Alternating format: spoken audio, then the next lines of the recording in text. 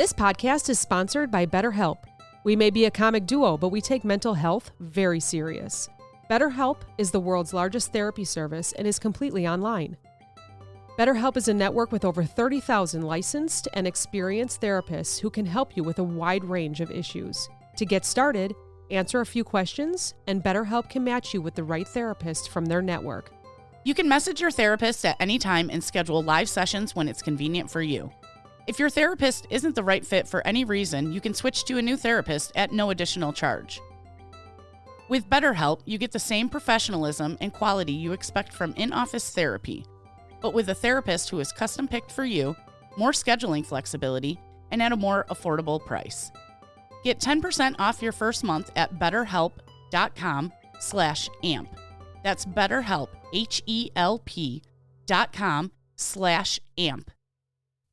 Listen, I am getting everything ready around my house, around, mentally everything. Because if you're listening, I'm having surgery October 25th, 2024, whenever you're listening. Maybe it's the day of. Send good vibes. And so I'm getting everything around my house ready. I'm cleaning. I'm doing anything that I think I'm going to want to do during the 6 weeks of recovery. I am not allowed to lift a finger for 6 to 8 weeks, depending on the severity of the surgery. That is on October 25th, 2024. And so I've been setting up my accounts, like what shows I'm going to watch. And I'm kind of starting to watch a little bit of Prison Break, and we're starting to watch a little bit of Tulsa King again. And just to kind of, I do 40 minutes, like maybe every other day. That's about it, as much as I can do to sit down. So 6 to 8 weeks of me sitting down, possibly working on the computer. I'm sure I'm going to be recording a lot if I can get up and down my stairs. And I plan on watching some shows and maybe doing some crafts and stuff like that. But for now, I'm trying to get my house ready. But anyways, my whole point is I was watching a show and the person said, "You're the one that's feeling mad. It's not because of what's happening around you." And I thought, wait, what does that mean? Like they were mentioning people don't cause us to feel mad.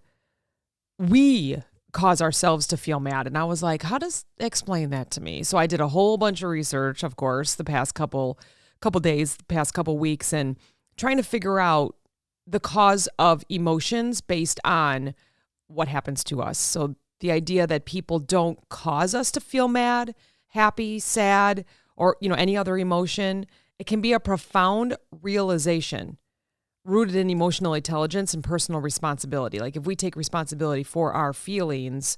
So we're going to talk about the concept of that. Whether you agree or disagree, this is just what I read in my research and what I wrote down, and a little bit of realization like, oh, okay, so this person's really making me mad, but I'm the one that's getting mad. Like they're probably sleeping just fine while I'm up at 1 o'clock in the morning thinking about what they said. So we have to think about that kind of stuff. Like we are angry, we're upset, we're sad because of something that they did to us, but we can acknowledge that they did the thing, and then we can go on from there. Do we ever trust them again? Do we ever talk to them again? Do we put those boundaries up? Whatever we decide, instead of being emotionally, angry at them, sad with them, we can just decide steps instead, which might be, let's see. Let's talk through this and see if it'll help us. Emotions are personal responses, is what I wrote down, what I typed out. So emotions arise from our interpretations of events, not the events themselves. So for example, when someone's actions trigger a reaction, our feelings are shaped by our own beliefs, expectations, or past experiences. So this is a perfect example. I was talking to a life coach, and she said, what if you just erased the past from this person?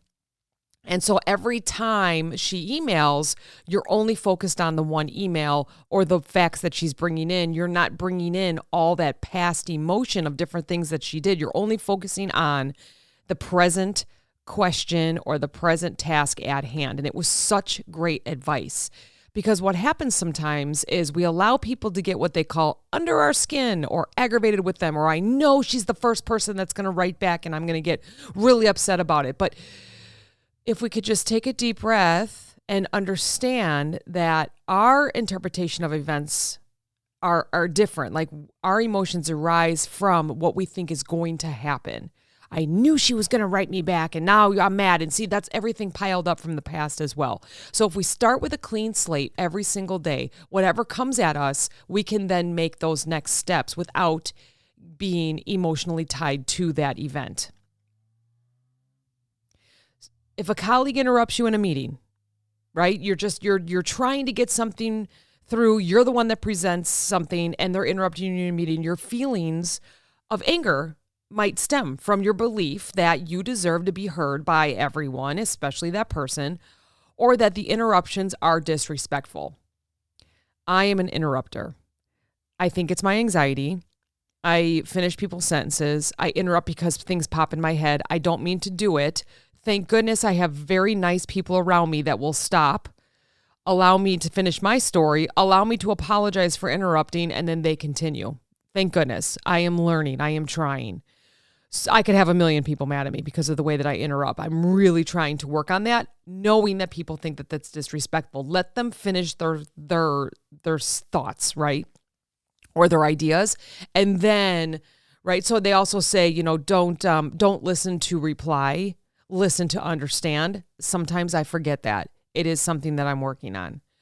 So if someone interrupts you in a meeting while you're presenting, your feelings of anger might stem from your belief that you deserve to be heard, right? And that interruptions are disrespectful. Someone else might not feel angry in that same situation because they have a different belief about interruptions.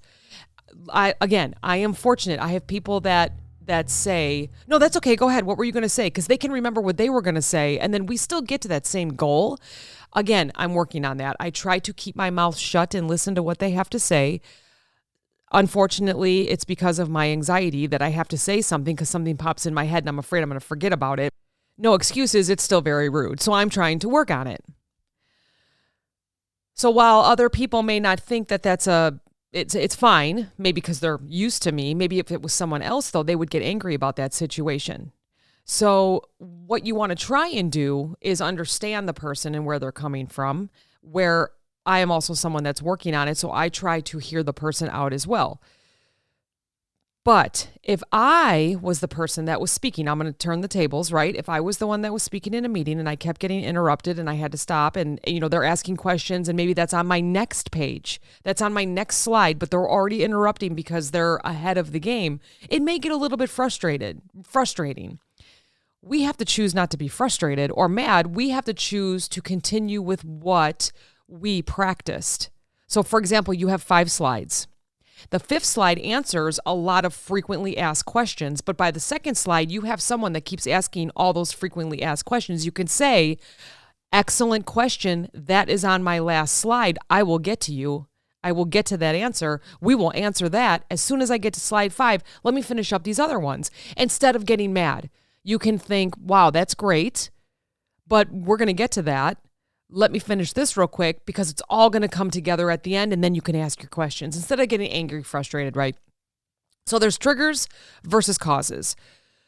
People can be triggers for our emotions. It depends on what you've been through with that person. It depends on the atmosphere. It depends on the meeting. It depends on so many different things. It depends on the person, the day. Did you get some sleep? Did you not have enough coffee? There is so many different things.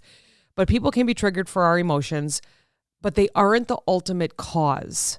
Our trigger is an event or behavior that activates a specific emotion, while the cause lies within our thoughts and perception. So you can ask yourself, what is causing me to be mad? Is it because this person asks the same question at every meeting and we answer it the same way? Let them ask the question one more time without making you mad. Answer it. And then maybe the next time they ask it, remind them that you answered it the same exact way the last time.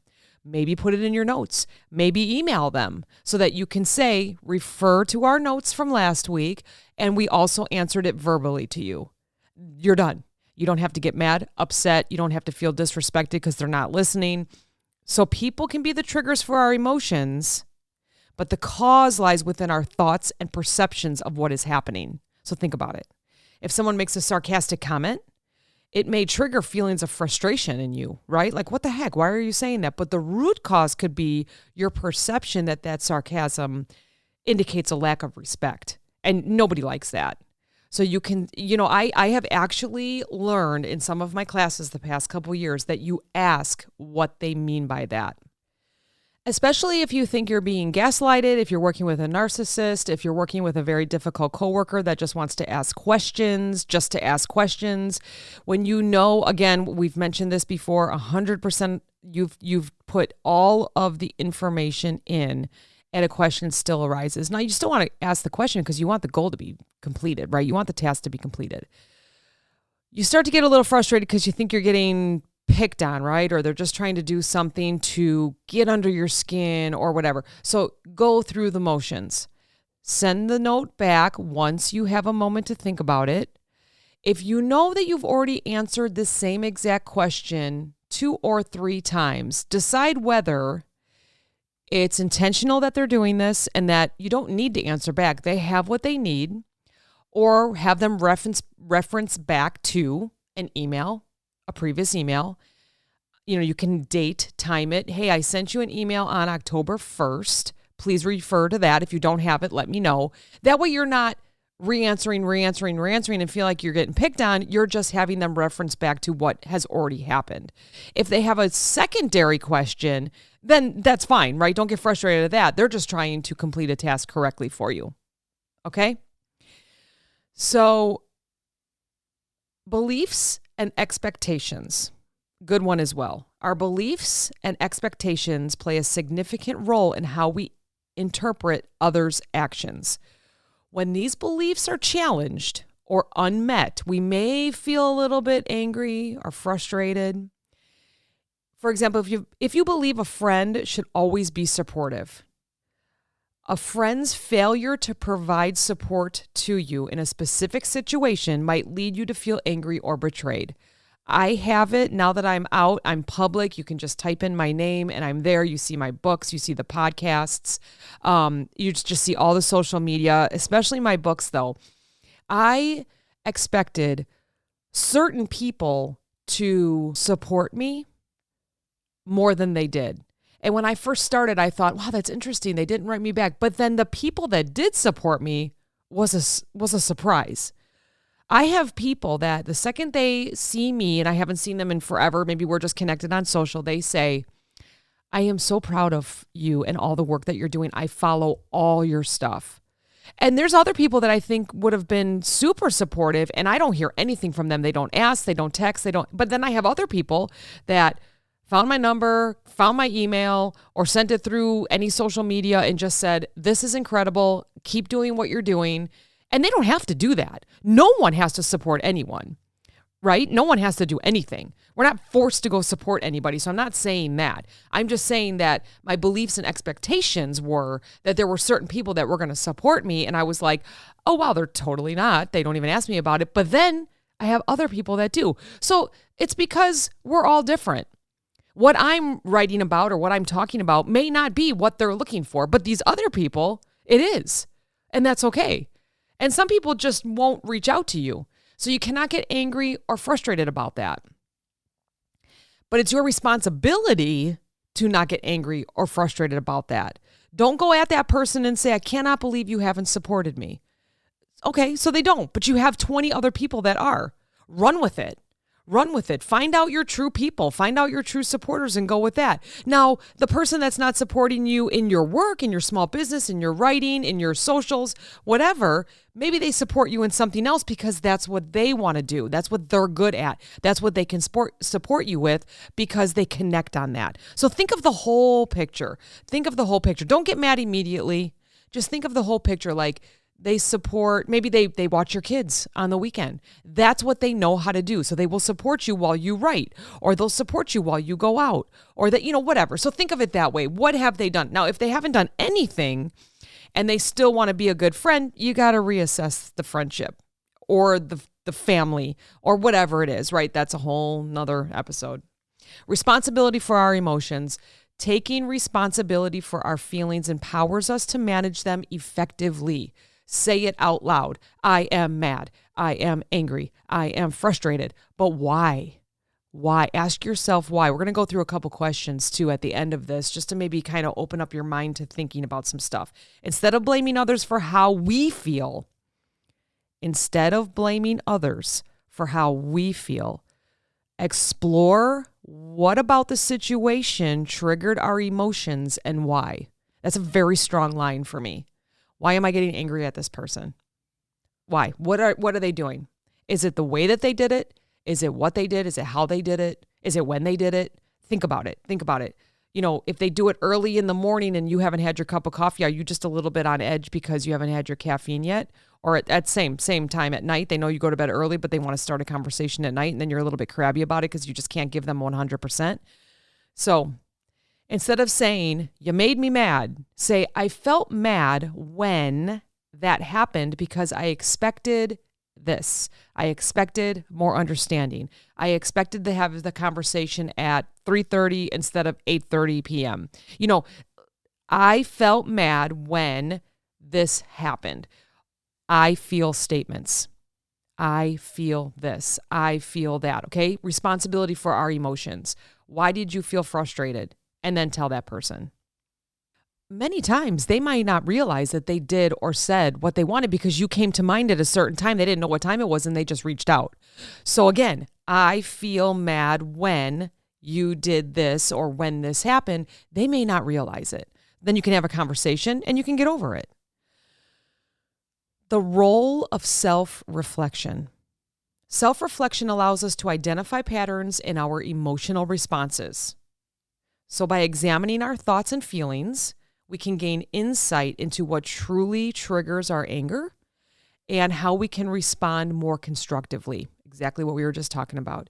If you often feel angry in group settings, reflecting on your experiences from the past or current situations can help you understand if it's related to feeling unheard or undervalued.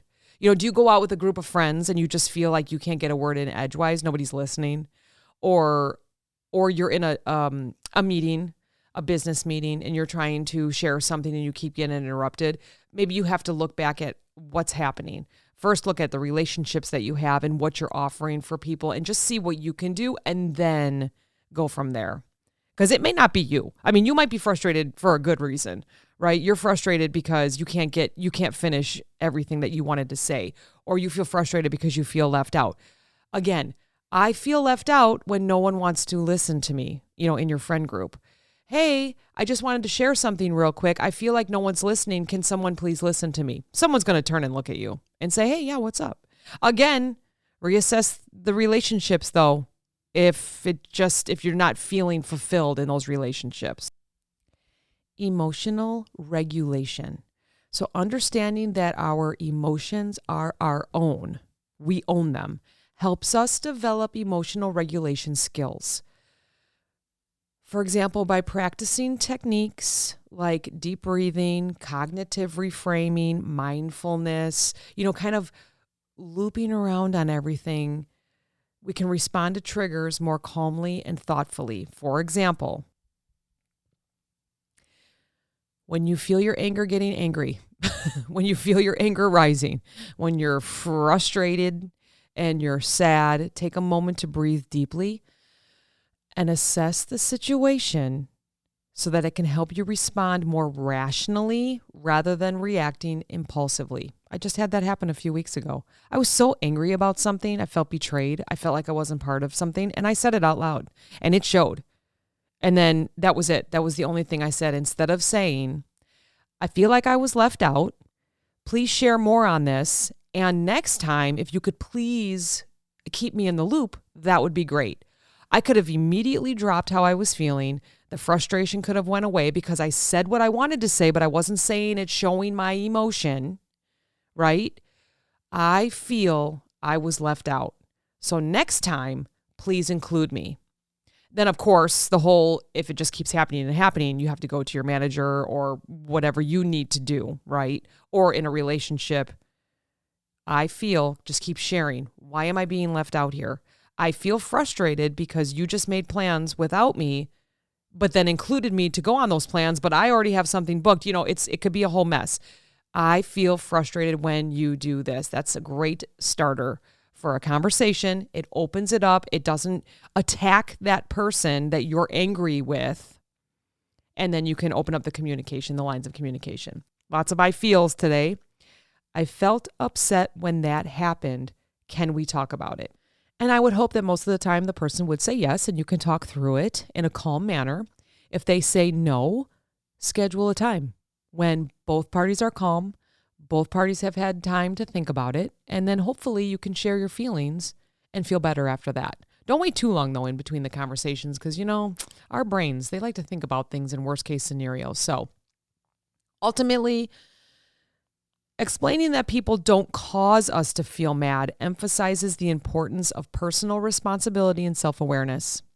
By recognizing that our emotions stem from our interpretations and beliefs, we empower ourselves to respond to situations in a healthier, more constructive way. I feel.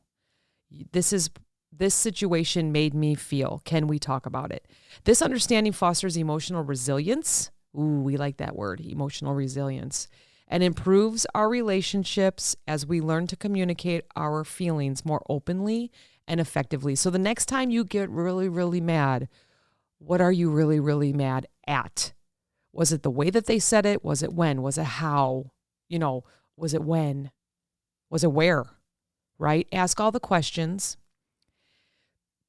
and decide where your feelings are coming from. Own your feelings. You can be mad. I'm not saying you can't be mad or frustrated or sad.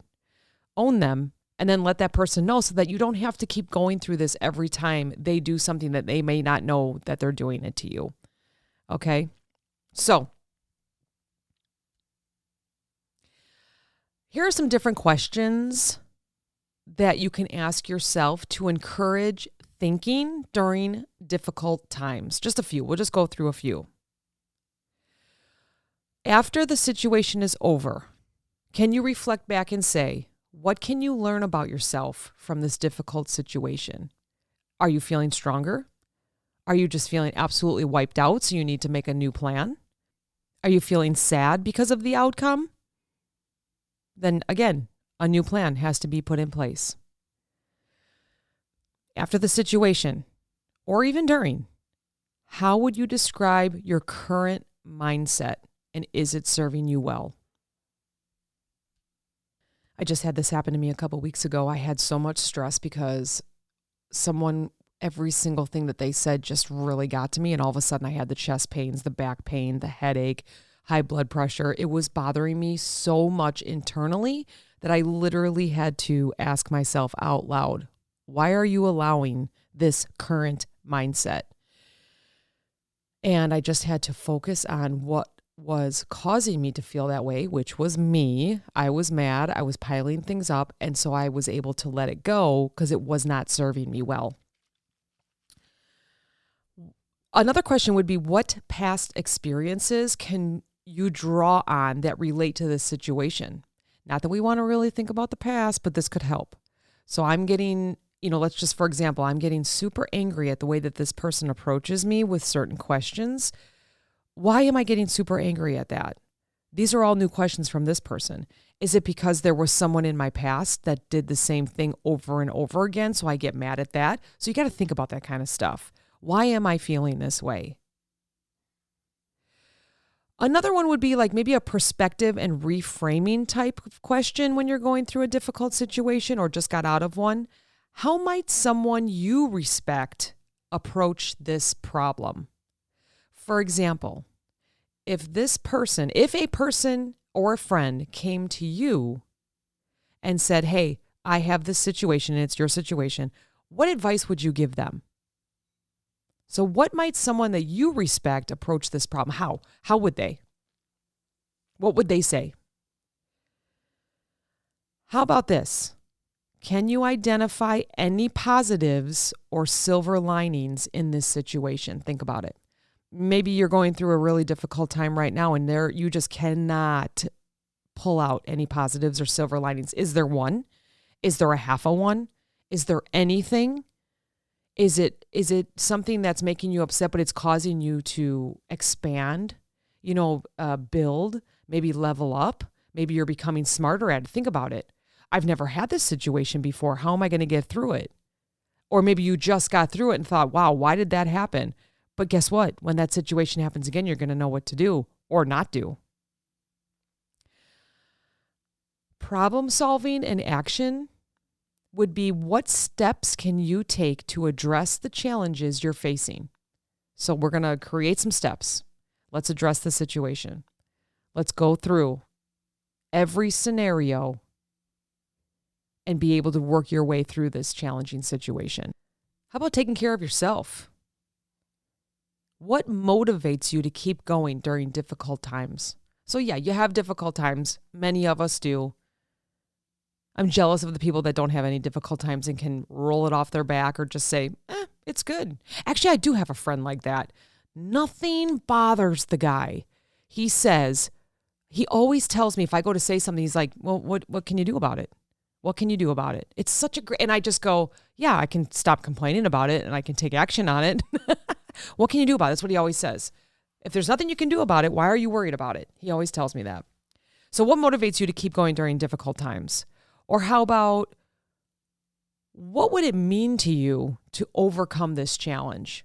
What's the goal? So this is a great mindset. This is actually a super great mindset, because you have this difficult situation in front of you. You're getting yourself angry over it, or you're frustrated, sad, upset, whatever the word is that's in you right now for this difficult situation. But what if you knew what to do to get over it?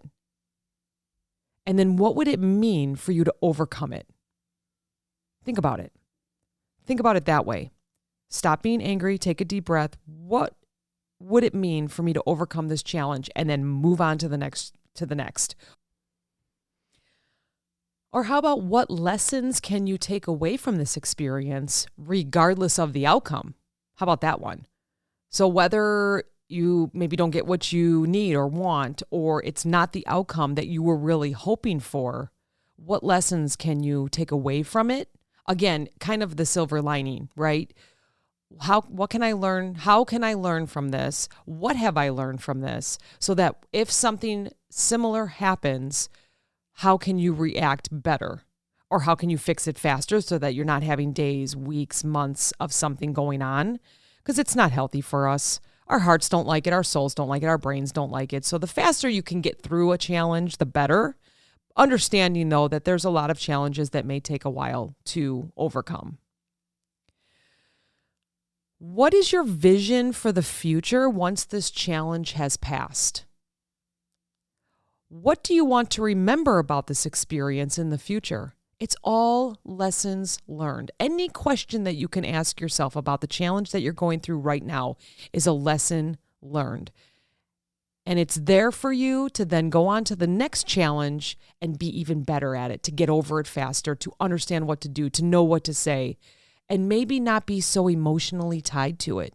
Maybe not get mad, upset, sad, frustrated. So some of these questions just aim to foster self-awareness, promote constructive thinking, encourage you to take proactive steps toward addressing your challenges.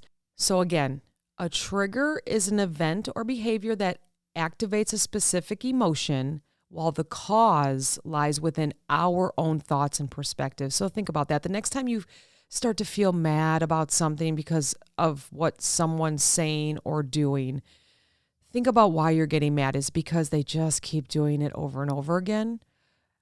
Or is it because you haven't shared with them how that makes you feel? Maybe try that. I feel this way when you do this, and see what happens. Go from there. There's so many different steps you can take, but this is just the starting point that I wanted to share with you. Get online, read some articles, listen to some more podcasts, read a book, anything that can help you share your feelings and not get so angry or frustrated with certain situations that you can't control, right? All right. Well, thanks for listening. Talk to you next time.